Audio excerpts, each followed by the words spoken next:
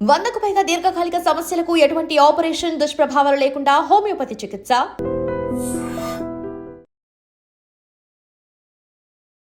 మీరు నిత్యం రోజు స్వామివారిని చూస్తుంటారు, అలంకరిస్తుంటారు. ఆ విగ్రహాన్ని చేత్తో తాకే అదృష్టం మీకు ప్రతిరోజు లభిస్తూ ఉంటుంది. అయితే స్వామివారి వెనుక భాగాన ఒక వెంట్రుకలు ఉన్నట్లుగా ఒకటి ఉందని ఐఏఎస్ ఆఫీసర్ రమేషన్ గారి పుస్తకంలో రాశారు. అది ఎంతవరకు నిజమంటారు? అంటే మీరు తప్ప ప్రధాన అర్చకులు ఆ లోపలికి పోయి స్వామివారి సేవ చేసే అర్చకులు తప్ప మిగతా వాళ్ళు ఎవరు ఇది నిజము ఇది అబద్ధం అని చెప్పలేని పరిస్థితి లేదు. ఇందులో చెప్పలేని పరిస్థితి ఏమీ లేదు. ఎందుకంటే స్వామివారిని వెనుకవైపు చూడగలిగిన వాళ్ళు అర్చకులు మాత్రమే. అర్చకులు కూడా ఆ సమయంలో స్వామివారి కైంకర్యం కోసం ఆ నియమాలతో పాటు వెళ్ళిన వాళ్ళు మాత్రమే స్వామివారి వెనుకవైపు వెళ్ళగలరు. అట్లాగే నేను అభిషేకం చేయడానికి వెళ్ళినప్పుడు స్వామివారిని ఆపాదమస్తకం చేత్తో తాకుతాను. స్వామివారికి వెంట్రుకలు అనేది లేవు, శిల్పంలో ఉంటుందంతే. శిల్పంలో ఉంది కానీ సహజమైన కేశములు అనేవి స్వామివారికి లేవు. ఇదే కాకుండా స్వామివారి దేహం మెత్తగా ఉంటుందని, స్వామివారికి చెమట పడుతుందని, స్వామివారి పాదాలు మెత్తగా ఉంటాయని, ఇలాంటివి చాలా చాలా చాలా కొన్ని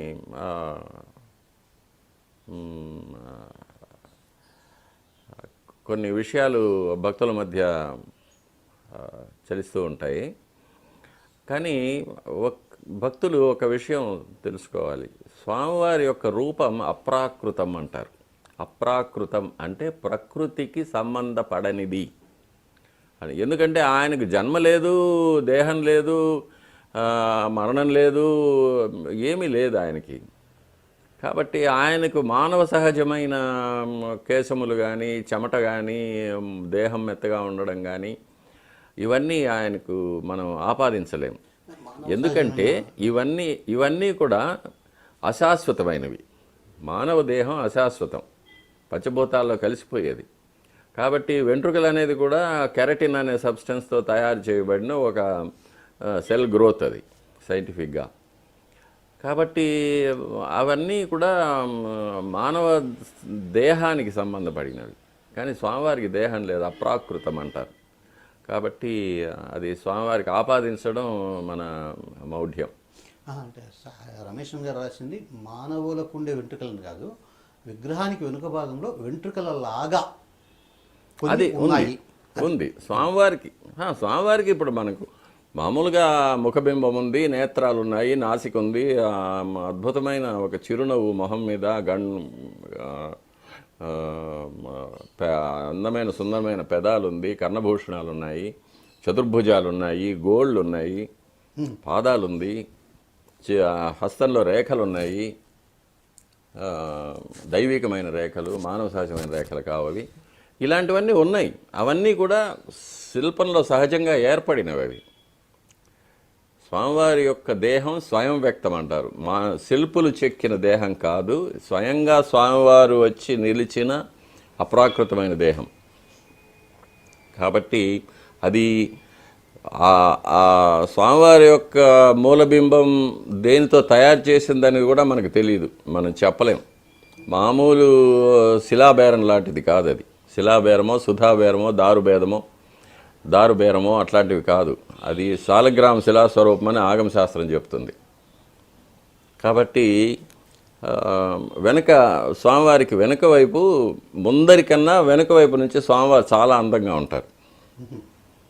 కాకపోతే ఎవరు చూడలేరు. స్వామివారికి వెనుక శిరశ్చక్రం ఉంటుంది. శిరశ్చక్రం కింద మెడ వరకు వంపులు తిరిగిన వెంట్రుకలు, చివరిగా ఉంగరాలు ఉంటాయి. ప్రళంబ యజ్ఞోపవీతం ఉంటుంది, కౌపీనం ఉంటుంది స్వామివారికి, మన కౌపీనం. తరువాత చేతిలో ఉన్న బాజీబందులు, మెడలో ఉన్న కంటె, చిన్న కంటె, పెద్ద కంటె, వీటన్నిటినీ కట్టిన పట్టు దారాల యొక్క కుచ్చులు కూడా ఉంటాయి స్వామివారికి. అంత చాలా అందంగా ఉంటారు స్వామివారు. వెనుక వైపు నుంచి ఆ చతుర్భుజాలు ఇంకా గంభీరంగా కనిపిస్తాయి, చాలా బాగుంటారు. స్వామివారికి శుక్రవారం మాత్రమే అభిషేకం చేయడం ఏమైనా ప్రత్యేకత ఏమన్నా స్వామి? వారంలో ఒక రోజు చేయాలి, అది శుక్రవారంగా చేస్తున్నాం. అంటే కొన్ని ఆలయాల్లో మంగళవారం చేస్తారు, సోమవారం చేస్తారు, శని అంటే ఈ ఆలయానికి ప్రత్యేకంగా అంటే శుక్రవారం చేయడం వల్ల ప్రత్యేకత ఏముంది? ఆగమాల్లో శుక్రవారం చేయాలనే ఉందా? లేదు మామూలుగా మనము ఆలయ నిబంధనలు లేకుంటే మన సౌకర్యం కొద్దీ పూర్వకాలం నుంచి ఏమన్నా ఆ రకంగా ఏమన్నా ఫిక్స్ చేశారా? వారంలో ఒకరోజు స్వామివారికి అభిషేకం చేయాలి. అభిషేకం చేయాలంటే స్వామివారికి చాలా పెద్ద కార్యక్రమం. ఎందుకంటే స్వామివారు ధరించి ఉన్న తిరువాభరణాలన్నీ తీసేయాలి, పచ్చకర్పూర నామం తీసేయాలి, తర్వాత స్వామివారికి ఒళ్ళంతా పునుగు తైలకాపు చేయాలి, తర్వాత స్వామివారికి అభిషేకం చేయాలి. అభిషేకం చేసిన తర్వాత తిరిగి స్వామివారికి అలంకారం చేయాలి, తిరువాభరణాలన్నీ పెట్టాలి. ఇవంతా కూడా ఎక్కువ కాలం తీసుకునేది కాబట్టి వారంలో ఒకరోజు మాత్రం అభిషేకం పెట్టుకున్నాం. ఇందులో శుక్రవారం అనేది మహాలక్ష్మికి ప్రత్యేకమైనది. స్వామివారి వక్షస్థలంలో అమ్మవారు వ్యూహలక్ష్మి అనే ఒక ప్రత్యేకమైన రూపంలో ఉంటారు. అందుకే ఆయనకు శ్రీనివాసుడు అని పేరు. అందుకే స్వామివారికి ఇక్కడ అమ్మవారి విగ్రహం సపరేట్గా ఎక్కడా లేదు, సన్నది లేదు. స్వామివారిది ఏకబింబం, ఏకబేర అర్చన. ఇక్కడ స్వామివారికి పరివార దేవతలు వీళ్ళంతా కూడా తర్వాత ఏర్పడ్డారు, కానీ స్వామివారు మాత్రం ఎప్పుడు ఏకాంతంగా దుర్గమమైన అరణ్య ప్రాంతంలో ఎవ్వరికీ చేరరాని చోట స్వామివారు వెలిశారు. ఇంకా అది వేరే స్టోరీ ఉంది. కాబట్టి ఇట్లా స్వామివారికి చేసినప్పుడు అమ్మవారికి కూడా చేయాల్సి వస్తుంది. కాబట్టి అది శుక్రవారం నాడే స్వామివారికి కూడా చేస్తే లక్ష్మీప్రదంగా ఉంటుంది. అట్లాగే వక్షస్థలంలోని అమ్మవారికి కూడా పసుపుతో హరిద్రోదక స్నానం తిరుమంజనం చేసేస్తామంటే స్వామివారికి అమ్మవారికి ఇద్దరికి ఒకేసారి అభిషేకం అయిపోతుంది అనేది ఇది సౌకర్యం కోసం అది ఏర్పడింది. అది మహాలక్ష్మి కటాక్షం కోసం, అది భక్తులు కూడా దర్శనం చేసుకున్న వారందరికీ కూడా లక్ష్మీ కటాక్షం కలుగుతుందని.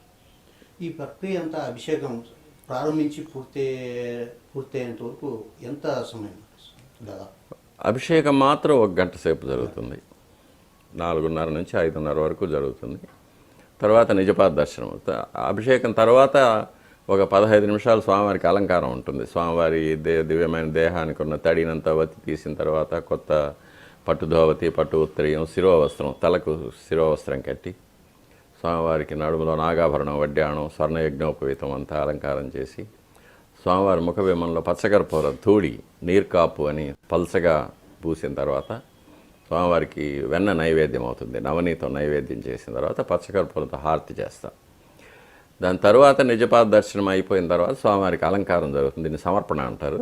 ఇది తలుపులు వేసేసి చేస్తాం. సమర్పణ 1 గంట సేపు పడుతుంది. ఎందుకంటే స్వామివారికి ముందు తిరువణకాపు చేయాలి. దాదాపు ఒక 750 గ్రాముల పచ్చకర్పూరాన్ని ధూళిగా చేసి దాంతో అట్లా డ్రై పౌడర్ స్వామివారి ముఖబింబంలో వేస్తే అది నామంలాగా అంటుకుంటుంది. దాన్ని సరిగ్గా షేప్ చేసిన తర్వాత మధ్యలో కస్తూరి తిలకం, అది మధ్య నల్లగా వేణుపత్రాకృతి అంటే వెదురు ఆకు షేప్లో చేస్తారు. దాన్ని చేసిన తర్వాత స్వామివారి ముఖానికి పునుగు తైలం లేపనం చేస్తే ఈ దీపాల కాంతికి అది తల మెరుస్తూ బుగ్గలంతా ఇదిగా కనిపిస్తూ ఉంటుంది, నవ్వినట్టుగా. తర్వాత స్వామివారికి వస్త్రాలు సమర్పణ చేసి తిరువాభరణాలు సమర్పణ చేస్తాం. తిరువాభరణాలు సమర్పణ చేసేటప్పుడు ఒక పర్టికులర్ ఆర్డర్ ఉంటుంది. ఫస్ట్ నడుములో సాదా వడ్డాణం, తర్వాత నాగాభరణం వడ్డాణం, తర్వాత గంటలు మొలతాడు అనే దశావతార వడ్డాణం, తర్వాత సూర్యకఠారి, అందెలు, పాగడాలు కట్టిన తర్వాత మళ్ళీ సాలగ్రామ వస్త్రం, కటారి వస్త్రం, ఉత్తరీయం. దాని తర్వాత మళ్ళీ చిన్న కంటె, పెద్ద కంటె, పులిగోరు పథకం, యజ్ఞోపవీతం, గోపు, అష్టోత్తరహారం, లక్ష్మీహారం, చతుర్భుజ లక్ష్మీహారం, తులసిహారం, సాలగ్రామ హారాలు, అంతకుముందే కర్ణపత్రాలు, శంఖచక్రాల కవచాలు, కటిహస్తం, వైకుంఠహస్తం, నాగాభరణాలు ఇవన్నీ సమర్పణ చేసిన తర్వాత చివరిగా కిరీటం సమర్పణ చేయడం జరుగుతుంది. కిరీటం సమర్పణ చేసిన తర్వాత స్వామివారికి బంగారు పాదాలు పెట్టిన తర్వాత స్వామివారి వక్షస్థలంలో పైకి లోపల వ్యూహలక్ష్మి ఉండిపోతుంది. బంగారుతో చేసిన అమ్మవారి పథకం ఒకటి ఉంటుంది, పెద్ద పథకం. ఆ అమ్మవారి పథకానికి మళ్ళీ అభిషేకం చేస్తాం. అభిషేకం చేసి కొత్త పట్టు వస్త్రం కట్టి స్వామివారి మెడలో అలంకరించిన తర్వాత స్వామివారికి మళ్ళీ అప్పుడు నవనీతం ఆరగింపు చేసి కర్పూర హారతి చేస్తాం. తర్వాత ఇంకా తోమాల సేవ తర్వాత అర్చన, తర్వాత నైవేద్యం, శాతముర అవన్నీ జరుగుతాయి. ఇవి శుక్రవారం నాడు జరిగే కైంకర్యాలు. ఇవి అలంకారం 1 గంట సేపు పడుతుంది. స్వామివారికి లెక్కలేనన్ని ఆభరణాలు ఉన్నాయి. ఏ వారం ఏ అలంకరణ చేయాలా, ఏ హారాలు పెట్టాలా, ఏ కిరీటం పెట్టాలా అంటే అది మీరు నిర్ణయిస్తారా? అది ఎట్లా సిస్టమ్ ఎట్లా? అది మనం నిర్ణయించేది కాదు, స్వామివారి యొక్క కార్యక్రమాలు నిర్ణయిస్తాయి. ఇప్పుడు ఈరోజు శుక్రవారం, రేపు వచ్చే వారం శుక్రవారం వరకు గుడిలో ఎటువంటి విశేషాలు లేవు. కాబట్టి ఈరోజు మేమేం చేసాము, స్వామివారికి మామూలు బంగారు ఆభరణాలే, ఆకాశరాజ కిరీటము, మామూలు బంగారు శంఖచక్రాలు, కటిహస్తం, వైకుంఠహస్తం ఇవి పెట్టాం. సపోజ్ ఏదైనా ఒక ఆస్థానం పోయిన వారం తీసుకున్నాం. పోయిన వారం తీసుకుంటే పంచమి తీర్థం ఉండింది. కాబట్టి స్వామివారికి పోయిన శుక్రవారం విశేష తిరువాభరణాలు అంటే రత్నాలు చెక్కిన పతకాలతో కూడిన కిరీటం, రత్నాలు చెక్కిన శంఖచక్రాలు, రత్నాల కటిహస్తం, వైకుంఠహస్తం ఇవి అలంకారం చేస్తాం. ఇవి కాకుండా సంవత్సరంలో 4 సార్లు దీపావళి ఆస్థానం, ఉగాది ఆస్థానం, ఆనివార ఆస్థానం, బ్రహ్మోత్సవం, వైకుంఠ ఏకాదశి ఈ 5 సమయాల్లో స్వామివారికి అతి విశేష తిరువాభరణాలు. అందులో స్వామివారి యొక్క వజ్రాల కిరీటం, పెద్ద కిరీటం పెడతాము. స్వామివారికి మామూలుగా రత్నాల శంఖచక్రాలు, కటిహస్తం, వైకుంఠహస్తం వస్తుంది. స్వామివారికి నడుము నుంచి పాదాల వరకు బంగారు పోత పోసిన పీతాంబరం, స్వర్ణ పీతాంబరం అది అలంకారం చేస్తాము. మకరకంఠి ఇలాంటివి అలంకారం చేస్తాము. రత్నాలు చెక్కిన సూర్యకఠారి, రత్నాలు చెక్కిన నాగాభరణాలు, రత్నాల కర్ణపత్రాలు ఇవన్నీ అది విశేష తిరువాభరణాలుగా అలంకారం చేస్తాం. అది మనకు శుక్రవారం నాడు అలంకారం చేసేటప్పుడు డిసైడ్ అయిపోతుంది వచ్చే వారంలో ఏమైనా ఉన్నాయని. చిన్న ఆస్థానాలు, చిన్న పండుగలు, చిన్న విశేషాలకన్నిటికీ ఒక రకమైన ఇది ఉంటుంది. పెద్ద విశేషాలకి వేరే రకమైన అలంకారం ఉంటుంది. గురువారం మాత్రం అసలు ఏం అలంకారం లేకుండా అట్లా పెట్టేస్తారు కదా, నేత్ర దర్శనం అనేది. అది గురువారం నాడు ఏం జరుగుతుందంటే సడలింపు అని చేస్తాము. అది శుక్రవారం స్వామివారికి జరగబోయే అభిషేకానికి ముందు ఏర్పాటు అన్నమాట. ఆ రోజు ఉదయం తోమాల సేవలో స్వామివారికి అలంకారం చేసిన పుష్పాలన్నింటినీ సడలింపు చేసేస్తాము. స్వామివారి పైన పుష్పాలు ఉండవు. తర్వాత స్వామివారి తిరువాభరణాలన్నీ కూడా తీసేస్తాము. స్వామివారికి బంగారు శంఖచక్రాలు, బంగారు కటిహస్తం, వైకుంఠహస్తం, స్వర్ణ యజ్ఞోపవీతం ఇవి మాత్రం ఉంటాయి. తిరుక్కోలం ఉంటుంది. మామూలు పీతాంబరం, పట్టు దోవతి కట్టుకుంటారు, పట్టు ఉత్తరీయం కట్టుకొని ఉంటారు. స్వామివారికి ముఖబింబంలో పచ్చకర్పూర నామం మామూలుగా మనం వేసేటప్పుడేమో ఈ కంటి కొలకులు కనిపించేటట్టు మాత్రం ఉంటుంది. కంటి అపాంగం అంటారు, దాన్ని అపాంగం అంటారు. అది కనిపించేటట్టు ముక్కు రంధ్రాలు బ్రీదింగ్ కోసం వదిలిపెట్టేటట్టు చేస్తాం అన్నమాట. గురువారం నాడు అది సగం సగం తీసివేసి స్వామివారి యొక్క నేత్ర కమలాలు కనిపించేటట్టుగా చేస్తాం. అది నేత్ర దర్శనం అంటారు. గురువారం రోజు స్వామి చాలా శక్తివంతంగా కనపడిస్తాడు. ఏదైనా కోరికలు కోరుకుంటే వెంటనే తీరుతాయని చాలామంది నేత్ర దర్శనానికి చాలా ప్రాధాన్యత ఇస్తుంటారు. అంటే దీంట్లో ఎంతవరకు నిజం ఉందంటారు? స్వామివారు ఎప్పుడూ శక్తివంతంగానే ఉంటారు, ఎప్పుడూ కోరికలు తీరుస్తూనే ఉంటారు. కాకపోతే మనకు స్వామివారి నేత్రాలను దర్శించడం మన అదృష్టం అంతే. అది మామూలుగా గురువారాన్ని మనం తెలుగు వాళ్ళం లక్ష్మీవారం అంటూ ఉంటాము. కాబట్టి లక్ష్మీవారంలో స్వామివారి యొక్క కంటి చూపు మన పైన పడితే మనకు ఐశ్వర్యాలు కలుగుతాయి అనేది ఒక నమ్మకం, అంత మాత్రం చేతి. కానీ ఆయన ఎప్పుడూ పవర్ఫుల్. స్వామివారి గర్భాలయం కింద విరజా నది అనేది ఒకటి ప్రవహిస్తూ ఉంది అనేది పురాణాల్లో ఉంది. మీకు ఎప్పుడన్నా ఆ రకమైన అనుభూతి కానీ, ఇక్కడ నది ఉంది అని ఒక ఫీలింగ్స్ కానీ కలిగిన సందర్భాలు ఏమైనా ఉన్నాయి? ఫీలింగ్సే కదా, కంటితోనే చూసాము. 1964 ముందు స్వామివారి యొక్క గర్భాలయంలో వర్షాకాలంలో పాదాల దగ్గర నుంచి నీళ్లు పైకి పొంగి వచ్చేది. వెదురు చేటలతో నీళ్లు తీసి బయట పోసేవాళ్ళం. నేను చూశాను, పెద్దవాళ్ళు చేసేటప్పుడు చేశారు. అది కాకుండా గర్భాలయానికి నీళ్లు బయట వెళ్ళడానికి తూము లేకుండా ఉండేది. 64లో మహాసంప్రోషణ జరిగింది. అప్పుడు స్వామివారి యొక్క గర్భాలయం నేలకు రాతి పలకలతో ఏర్పాటు చేశాము. అప్పుడు అందుకే ఇప్పుడు కూడా మీరు చూస్తే స్వామివారి యొక్క పద్మపీఠం భూమి యొక్క లెవెల్ కన్నా తక్కువగా ఉంటుంది. ఈ భూమి లెవెల్ పైకి వచ్చింది కాబట్టి రాతి బండల వల్ల. రాతి బండలతో పెట్టి మూసేసిన తర్వాత ఇప్పుడు ఆ నీళ్ళు పైకి రావడం లేదు. తూము కూడా పెట్టేశాము కాబట్టి అభిషేకం చేసిన జలం అంతా కూడా బయట తూములోకి వెళ్ళిపోతుంది. కానీ ఇప్పుడు కూడా స్వామివారి పాదాలపైన చెవి పెట్టి వింటే లోపల నీళ్లు పారే శబ్దం వినిపిస్తుంది.